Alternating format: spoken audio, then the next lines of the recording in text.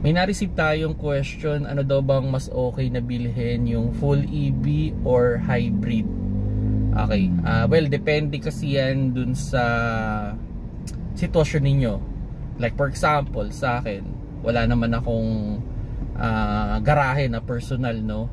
So, wala akong pagcha-charge dyan. So, yung EV is not my option as of now. Kasi, mahirap naman na umasa sa mga charging station sa mga malls. Paano kung sabay-sabay kayo doon, sobrang dami nyo ng naka-EV, eventually baka hindi ka makapag-charge. So kung ako ang bibili, I will consider the hybrid. Ang problema lang with hybrid,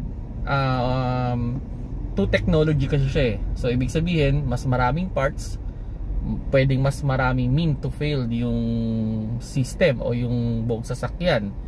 So yun yung parang ano ko doon. So mas maraming parts, mas maraming pwedeng i-maintenance, pwedeng marami ring masira. So yun naman yung ano, no, yun naman yung problema with regards hybrid. Pero para sa akin yun yung most suited sana, no. Kasi ang nakikita ko ngayon dito sa EV tsaka sa hybrid, parang ano na sila eh, parang cellphone na lang. Kung i-consider natin dati nung mga Nokia time, siguro yung mga age dyan, yung mga 30 to 40 na naka Nokia, pag nasira yung Nokia phone natin, papagawa natin, di ba? Pero now, kung titignan natin yung mga cellphone ngayon, halos hindi na natin pinagagawa eh. Pag nabasag yung LCD, palit na lang tayo ng bago, hindi na tayo nagpapa-repair. So, sooner or later, kung talagang magbo-boom yung hybrid tsaka yung EV, there's a possibility na parang cellphone na lang yung ating mga sasakyan.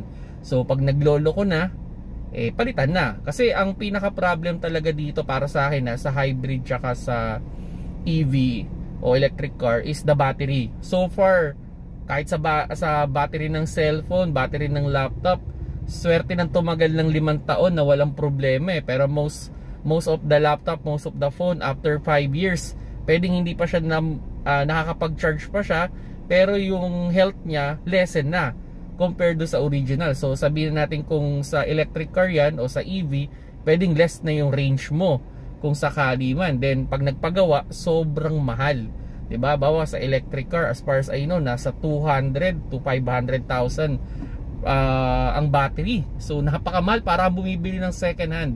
So para sa akin, okay naman sila, kumbaga. Pero ang pinaka-idea, nung nag-test drive ako ng mga electric car, ang laging sinasabi sa akin ng mga sales is, after 5 years sir, benta nyo na, para hindi na ikaw yung mag-bear ng consequences. So para sa akin, parang disposable na itong mga hybrid tsaka EV.